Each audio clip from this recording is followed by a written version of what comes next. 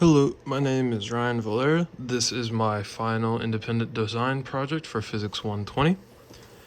The first thing that I will be doing is going over my circuit as per usual, and then I will describe what it is that this circuit is meant to accomplish. So the first things first is I have my Raspberry Pi plugged into my computer as per usual through a USB cable, and then I have a red wire connected to the 3.3 volt pin, and it is going to be going out into my breadboard, and it's going to be going to two places. It is going to be connected to my NeoPixel. It is currently not, so I don't have any flashing lights, but it will be connected to my NeoPixel at the 5 volt in, right below the green, and it is going to be going into my microphone at the VCC input to give both of them power. I have a ground that is for my microphone specifically, that is connected in the middle. I have this blue wire connected to the ADC0 that is connected to my microphone, if you can see, as the output that it will be receiving. There is a capacitor here to try and reduce noise. And then on the rest, I am using a green wire to plug into GPT-20 so that I can plug it to the NeoPixel strip and have in an input so that I can program my NeoPixel. And I also have a ground, which is black, which is right here, that is connected to my NeoPixel. Oh, I'm sorry. This ground is for the NeoPixel. This ground is for the mic, but they do the same thing. So what the circuit is designed to accomplish is it is supposed to be a guitar tuner. What I am going to start out with showing is I am going to send in a sine wave of a certain frequency that corresponds to a note into the microphone, and ideally this thing is going to light up. So I explained it in my code, and I will explain it again. I classify the orientation of this as left to right in my code, and I will be referring from left to right here. Left is the first three LEDs starting from where it is plugged in from. So if it's plugged in on the left, first LED, second LED, third LED, the middle two LEDs, the far right, three LEDs, so on and so forth. If the frequency of the wave is less than what it is that I am coding, which is supposed to correspond to a note, it is going to light up the left three LEDs to correspond that it's lower. If it's higher than the frequency I assign, then it is going to light up the right two LEDs with some give within the frequency. If it's around 10 hertz error of the note, I said to just light up the middle too, to indicate that it is in tune. Now that I have explained what it is that my circuit is designed to do, the next thing that I'm going to do is I'm going to use the sine wave generator that we originally used for our microphone project to indicate that this thing is capable of working, and then I will move to my guitar. As you just saw, my NeoPixel is now plugged in, so it will randomly light up with some of the code that I assigned because of the ambient noise in my room. So the first frequency that I'm going to be using is the high E string in standard tuning, which corresponds to around 330 hertz or so. That's the fourth octave of E.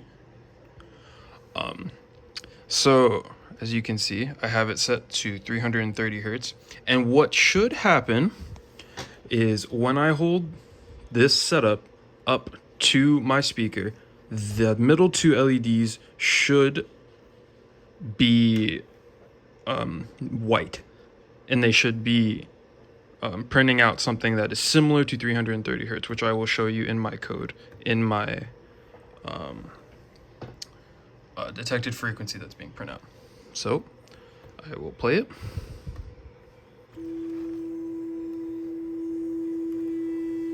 And as you can see, I don't even need to hold it up.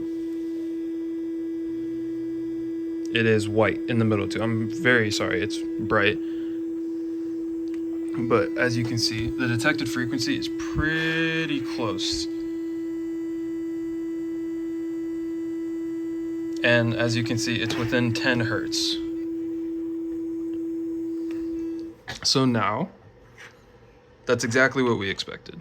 The next thing that I'm going to show that proves that this works is I'm gonna go, say 30 hertz higher. Let's say 25 hertz higher than 330 hertz. So this thing is going to be slightly higher pitched due to the higher frequency. So 25 hertz higher is 355 hertz. This is going to be bigger than what we need. And that means that on the NeoPixel, I am so sorry, the 3 right LEDs should be lighting up, and they should be lighting up blue. So now I will play it.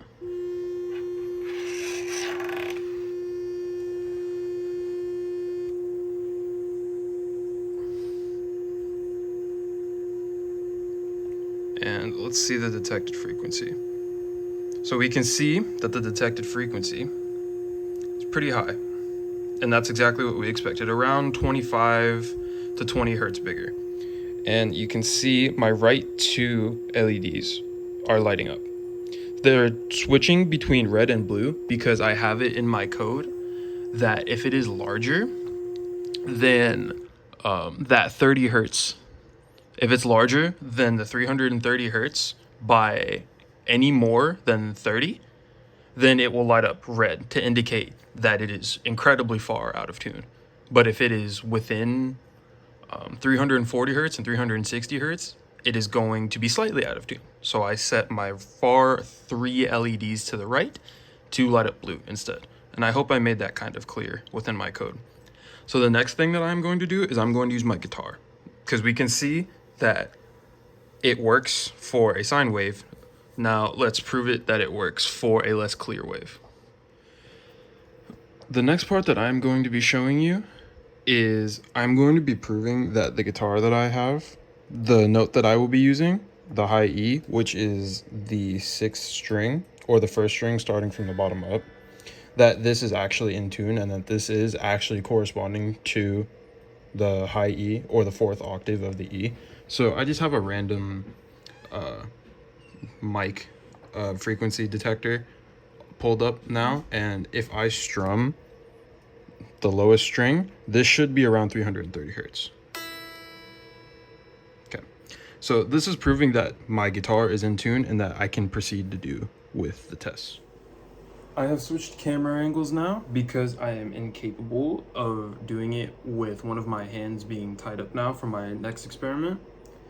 So to prove that this thing actually works for real life guitar now, is I'm going to be strumming this bottom string here, which is the high E in standard tuning, which is 330 hertz as I showed before, and I just showed that it is in tune and it is actually that note. So ideally what should happen when I strum is this thing is going to light the middle 2 LEDs up white, or you should just see some white color. It's going to be a little bit finicky because as I've been testing, the tension or the amount of force that I strum with is going to heavily affect what frequency I'm going to be getting for a little while, and the string decays off very quickly, so the sensitivity and the bandwidth of our current microphone is just simply not that great, so it might be very difficult to show that it works, but I assure you I've gotten it to work multiple different times, and I need to hold up my microphone right next to my guitar because of how bad the quality is. And I've tried different digital processing techniques to try and alleviate that, but it's the solution is largely just getting a better mic. So hopefully this works. And if it does, I will try and show you that what I'm also printing is 330 hertz for the frequency that I will be printing on the terminal. But if that doesn't work, this should be indication enough if it lights up white, because nothing else in my code will have this thing light up white. It's only if it is in tune.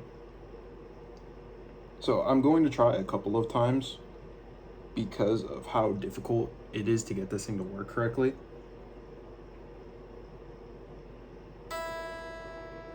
There you go. So I got one. Let's see if I can get another.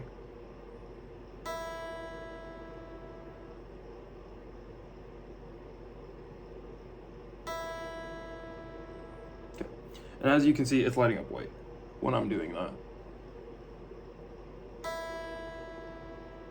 which is very good.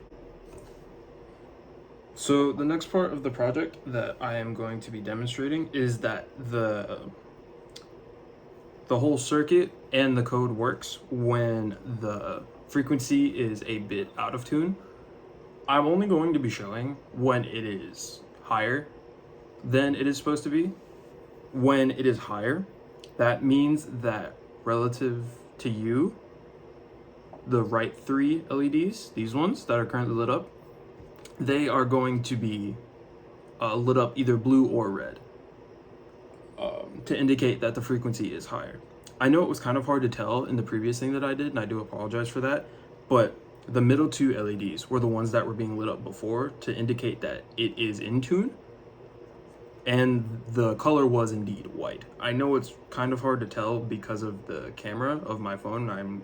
I apologize for that, but I assure you the middle 2 were lit up and it was white. It was not blue, even though it does kind of look like it. That's white. So if I did this right, the far right should be either red or blue, and this might take a couple of tries.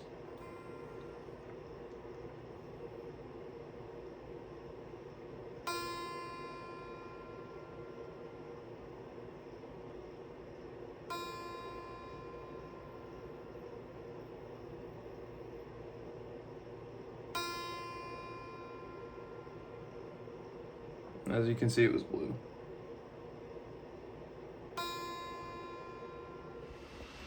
The testing part of the project has now concluded. So I apologize that I only really got this thing to work once. I know that's not a great test, but this thing is very hard to make work because of the quality of the mic. I assure you it has worked many times when I have tested it on my own before I started recording. It just decided not to now. Part of the issue with that is potentially the angle that I was letting the sound waves hit the microphone. It could have been how close I was holding the microphone, things like that. This is going to lead me into the next part of the project, which is how I can make this better if I had more time. The first way, and probably the easiest way, would just be to create or obtain a better mic. As of the things I just said, this mic does not really work all that well for what it is that I'm trying to do. When I tune my guitar using my phone or my computer, it is not a problem. Hearing the quality, it's because of how bad this microphone is. That would be the first thing that I would do. Just a straight up upgrade could make this project a whole lot easier and make the tests a lot more clear. The next thing that I could do to straight up scrap this type of project would be, instead of using a microphone, I could use a motion sensor which could sense the frequency. If you put it onto the guitar itself, it will sense how much the guitar is moving because of the string, and it can calculate the frequency that way, which is what most guitar tuners do. That would be the next way, but is not possible for the way that we currently have this setup working.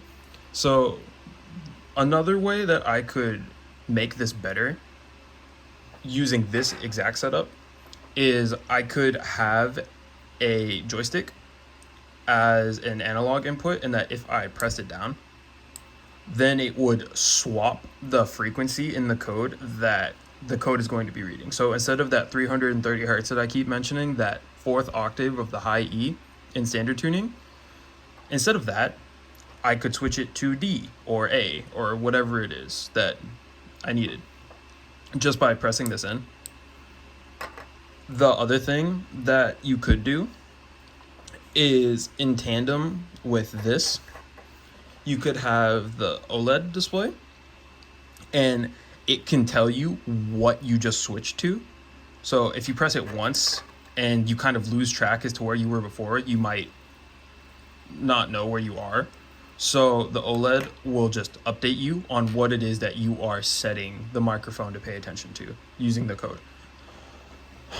You could completely disregard this and not use it at all. And you could just leave it open like this and connect the OLED display. And then you can have a library inside of your code with a bunch of constants with different frequencies. So instead of the fourth octave, you can go from the first octave, which is going to be around 41-ish, all the way up to around like 500 hertz, 600 hertz, whatever it is, for the fifth octave. And you can just leave it like that and just not have the need for an analog input like that. And you can have it be displayed on your OLED. Those are the main things that I would do to potentially make this better. The other thing that you could potentially do is, if excess noise becomes an issue, for whatever reason, you could add in a low and high pass filter to make it so that you are zeroed in on a certain range of frequencies. So for our 330 hertz, for example, you can make it so that it is the microphone is only picking up between 280 hertz and 370 hertz, for example. And that could make tuning a lot easier, but I didn't do that. I have the code in here to create a high pass filter, and I was going to make a low pass filter, but then it occurred to me it kind of takes away the ability to tune however it is that you wanted to. If you didn't want to tune just to E, for example, then it kind of takes away from that, and it would just be more of a hindrance than anything, so I didn't include it. But it could be something you could do if you are very dead set on tuning in standard tuning. So those are the main ideas that I have for making the project better, and that concludes my final project for Physics 120.